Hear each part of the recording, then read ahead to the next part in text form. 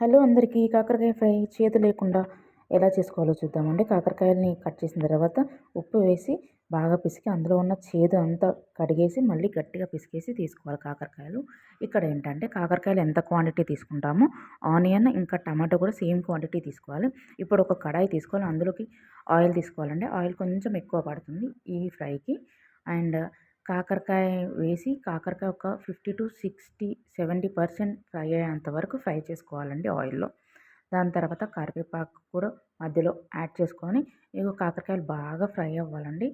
ఒక చెప్పిన కదా 60% ఫ్రై అయిన తర్వాత ఇప్పుడు ఆనియన్ యాడ్ చేసుకోవాలి. ఆనియన్ అండ్ కాకరకాయ బాగా ఫ్రై అయిన తర్వాత ఇక్కడే కొంచెం పసుపు యాడ్ చేసుకొని వీటిని ఫ్రై చేసేసేయాలి. ఫ్రై చేసిన తర్వాత వీటిలో వెల్లుల్లి పేస్ట్ వేసుకోవాలండి. ఇవి కొంచెం బాగా ఫ్రై అవ్వాలి. ఎలా ఫ్రై అవ్వాలంటే మాక్సిమం ఒక 50-60% మొత్తం ఆనియన్ కూడా అయిన తర్వాత ఇప్పుడు కాకరకాయ ఆల్మోస్ట్ 90% ఫ్రై అయిపోతుంది. ఇప్పుడు వెల్లుల్లి పేస్ట్ యాడ్ చేసుకోవాలి. యాడ్ చేసుకున్న తర్వాత కొంచెం వేగనివ్వాలి. వేగిన తర్వాత ఇప్పుడు ఇందులోకి కారం, సాల్ట్ ఇంకా ధనియా పౌడర్ యాడ్ చేసుకోవాలి.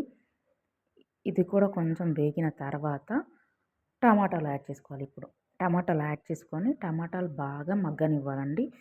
కలిపేసుకొని ఒక మూత పెట్టేసుకొని బాగా మగ్గినాక మధ్య మధ్యలో తీస్తూ కలుపుతూ బాగా మగ్గనివ్వాలండి టమాటాలు.